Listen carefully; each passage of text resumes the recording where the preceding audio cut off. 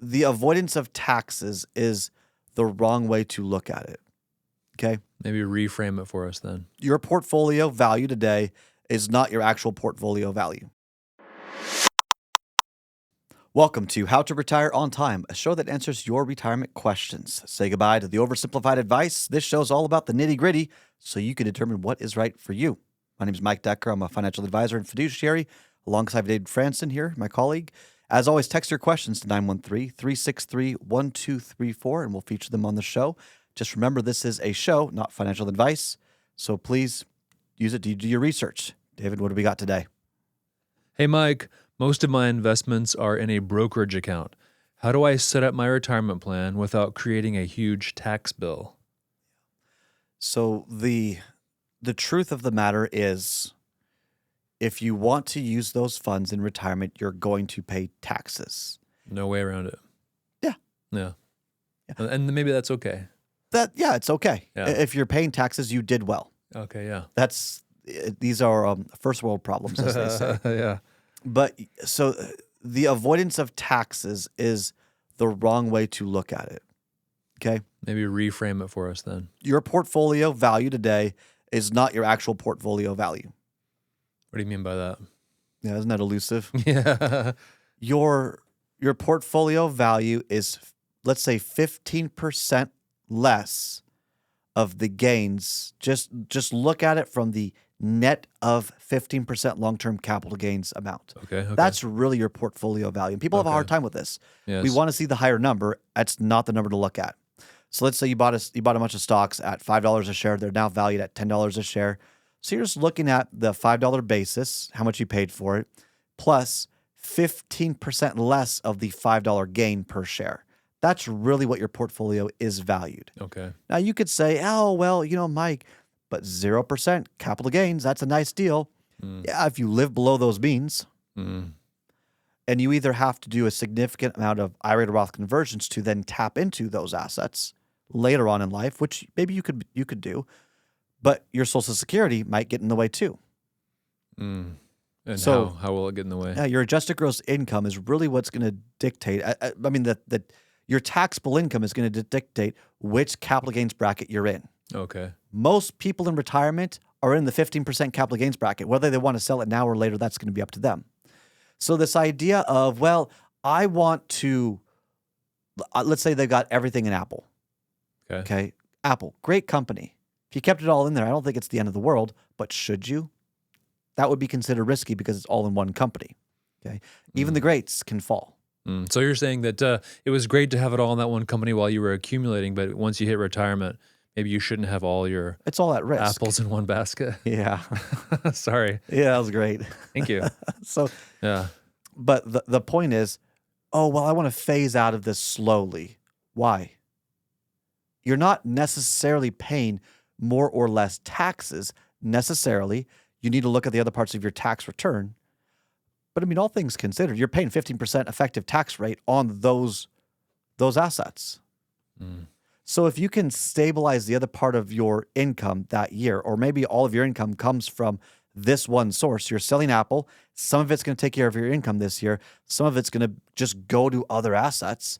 Forget about the IRA, assuming you don't have a required minimum distribution. Maybe that's your path or your income source that year, and you're just focused on the 15% tax rate because that's the long-term capital gains, and the 15% rate is very wide, a lot of room in there to do something with. But the reason is, when you're retired, you want to stay rich, not get rich. Having all your apples in one basket, not eggs, apples in one basket. It's you got to be careful about these things. Some people say, well, I don't want to pay the dollar amount. It's not about the dollar amount. It's about the percentage amount. And a faster exit to a more suitable portfolio may make more sense. Now, let me counter that. Okay. There's always two sides to a coin. All right. Thank you. Yeah. If you don't need the money, then don't sell. If you like the positions, you like what they're doing, don't sell. But you have to like the positions and like what they're doing. I've had too many conversations of individuals that just had a lot of assets in a brokerage account. So it's subject to capital gains, and it's creating a dividend tax problem. So lines 2 and 3 on your 1040, by the way, go home and look at them, lines 2 and 3. Look at your dividends that are being reinvested or spent as income. And is that going to be a problem in the future? Are those dividends going to create tax problems in the future? And I mean, we can help you with that if you want, but that's a conversation that needs to be had because the positions you hold will continue to hopefully pay dividends. So this is not going to go away. Could you make adjustments in your portfolio? Secondly, what's the purpose of your money? If your assets are just to grow, that's why you had the Apple stock, for example, or that's why you have this ETF, let's say the S&P 500, and you want it to grow, then great. Why is it then, for many people, you have all of these other ETFs or mutual funds that really don't grow? I mean, I've had a couple of conversations lately where they have had a couple of mutual funds for years. They haven't grown for like 5 years. Ooh. I mean, they've just been miserable. And they're like, well, I don't want to pay the capital gains on it. Well, what you've told me is your purpose of these assets is to grow. And you're going to leave it in somewhere that's not growing, that's not an effective mutual fund, that's not an effective ETF on how it's being managed or whatever the index is associated with. So it's not doing what the purpose is, but you've locked the door because you don't pay some in taxes. So you've got to have a more talking in the mirror conversation. Look yourself in the mirror and say, what's the purpose of the money and what do you want? Don't let tax avoidance prevent you from getting your money to where you want it to go. Now, in certain situations, it may make sense to spread this out over a couple of years. So I'm not saying just taxes or whatever, sell it all, put it to where it needs to go. A lot of advisors will say that. This is our model. This is how it works. Sell it all, put it in here, and it is what it is. You pay taxes. Sometimes it's going to make sense. There are times where it makes sense to spread out the sale of a position or positions over a couple of years of time. Okay. That's why retirement planning means portfolio planning and tax planning. And if you're not doing both, I would question the legitimacy of the advice that you're being given. Makes sense. Yeah. Do we miss anything on that? I don't think so. I mean, how do I set up my retirement plan without creating a huge tax bill? And so you're going to have some taxes, just sort of get over that, right? Is that what we're saying? Yeah. If you can get yourself situated before 65, it's typically, I think, a better situation because after 59 and a half, you can move IRA assets around.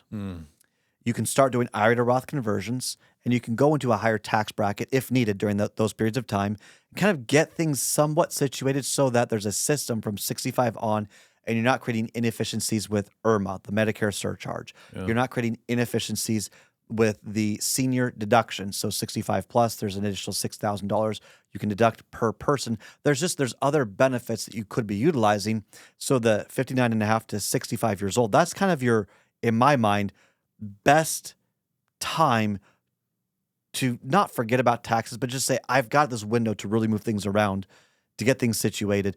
That assumes, though, that you're not a high income earner. If you're making $200,000-$300,000 a year plus, then do you see how there's always an exception to the rule? Right.